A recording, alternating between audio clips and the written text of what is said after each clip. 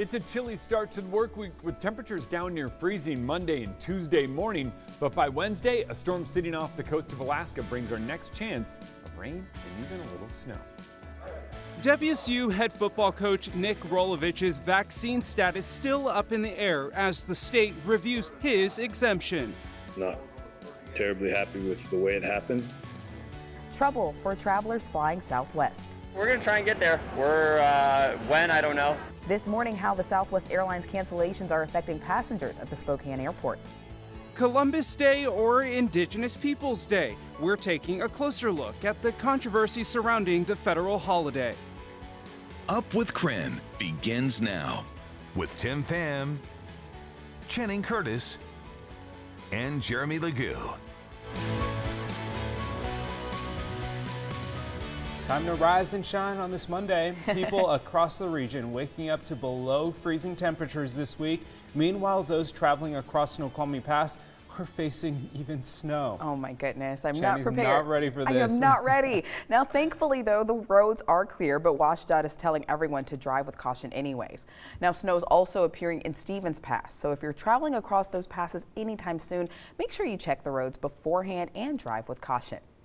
Well, good morning, everyone, and thanks so much for joining us on Up with KREM. I'm Channing Curtis. Yeah, glad to have you here with us. I'm Tim Pham. We are kicking off this Monday morning with some really chilly temperatures. Meteorologist Jeremy Legoo in the Outdoor Weather Center with what we are waking up to. And Jeremy, you told us all week this would be the case as we head into this work week. Just how much colder are we talking? Oh man, we've dropped almost 20 degrees from where we were yesterday. Yikes. And tomorrow it's likely we drop another 8. Oh, too much. Yeah, way too much. I'm sitting out here and this is one of those ones where I'm slightly frustrated. Now, oftentimes you get the airport and all of our records for temperatures, precipitation, whatever it be, is at the airport. Right now, we sit at 35 degrees at the airport. Last hour, we were at 32 degrees at the airport.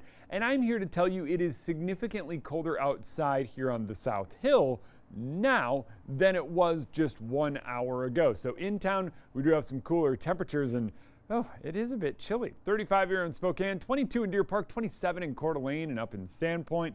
So it's a chilly start to the day. Cold enough that, hey kids, I put socks on today. That means you should put your socks on and wear your coat. It is a cool one and staying that way for much of the day today.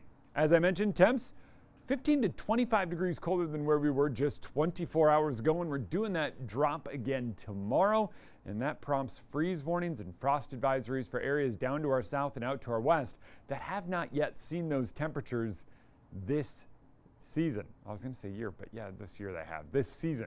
Let's talk about this season, though. It's going to be cool this afternoon. Plenty of sunshine takes us through the day, but notice at noon, we are still in the 40s. So when we top out in the mid-50s later on today, it's a cool mid-50s, and it's going to be even cooler tomorrow.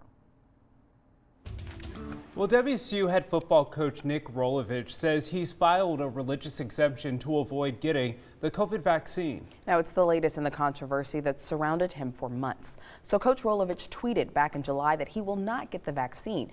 That was just 1 month before Governor Inslee announced all state workers must be vaccinated. A WSU request for religious exemptions are evaluated in what's called a blind review process. And this means those reviewing them will not know the identity of those who filed them. So ROLOVICH has not said whether his exemption has been approved or not. Have you received a response from the university?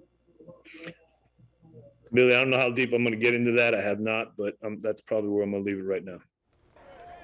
Well, WSU officials say employee religious requests are reviewed by a HR team and the university's Office of Civil Rights and Compliance. It is time for your morning rush. More news in less time. Gonzaga head basketball coach Mark Few has been suspended for 3 games following his DUI arrest last month. He'll miss 2 exhibition games and the first game of the regular season against Dixie State. Few says he's had a month to reflect on his decisions and remains committed to learning from his mistake.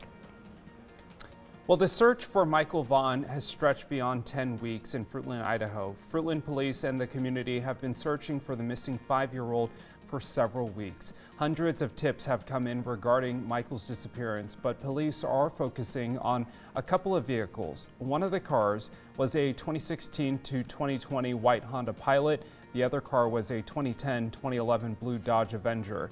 Both were seen on security video around the time Michael went missing. These people are not suspects or persons of interest, but it's important for us to talk to each one of them. That helps us complete the picture of the events that took place that evening, and that is the reason why we're seeking these people. We're trying to talk to everybody and get every, tidbit of information that might help us, piece this together. Well, police don't have a suspect or a person of interest in this case. Anyone with information is urged to contact the Fruitland Police Department. There is also a reward for Michael's safe return, which is up to $40,000. Gonzaga alum Courtney Vandersloot and the Chicago Sky won Game 1 of the WNBA playoffs yesterday, 91-77. Vandersloot also made history during the game as she became the first player in the WNBA to finish with more than 10 points, 10 assists, and 5 rebounds while not committing a single turnover. Game 2 of the WNBA Finals is this Wednesday at 6 p.m. And that's your Morning Rush. More news in less time. Let us know what's happening in your neighborhood by using the hashtag #UpWithKREM on social media. 2 federally recognized holidays are happening today, Indigenous Peoples Day and Columbus Day. On Friday, President Biden became the first president to mark Indigenous Peoples Day with a presidential proclamation. It's part of a growing movement to refocus the federal holiday celebrating Christopher Columbus towards an appreciation of Native peoples. Our sister station is explaining why there's so much controversy surrounding Columbus Day. Why is Christopher Columbus now considered controversial by many? Like a lot of things, Columbus is more complicated than what we learned in elementary school. In fact, Columbus never set out to prove the earth was round. The ancient Greeks had discovered our world was a sphere over 1,000 years before, and it was accepted knowledge in his time. But Columbus did mistakenly believe the circumference of the earth was a lot smaller than it is, leading to his theory that he could easily reach China by heading west. But that's not really why some people are now hesitant to celebrate his legacy. His treatment of the indigenous people is probably the most problematic.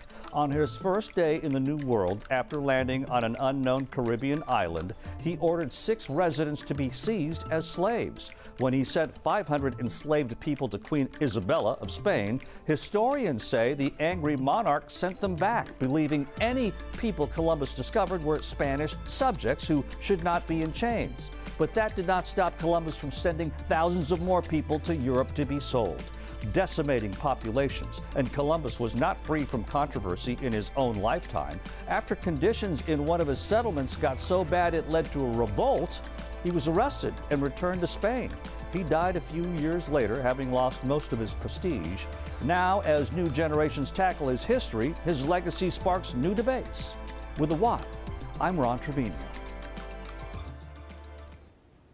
Nearly 2,000 Southwest flights were canceled over the weekend. The airline blames bad weather and staffing problems, but some say it may be the federal vaccine mandate. We'll explain after the break.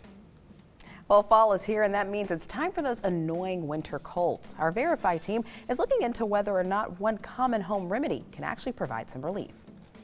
And we start the week chilly, but it gets even colder. Get this, sunny and mid-50s the next couple of days. Overnight lows down near freezing. By Wednesday, we have yet another front moving in. That means the chance of rain and a little high elevation snow to start the day. And by the afternoon, mid-40s. Ugh. Look at that face. Says it all. And before we head to break, check this out. Our KREM 2 drone got a look at the fall colors in North Idaho. Just gorgeous.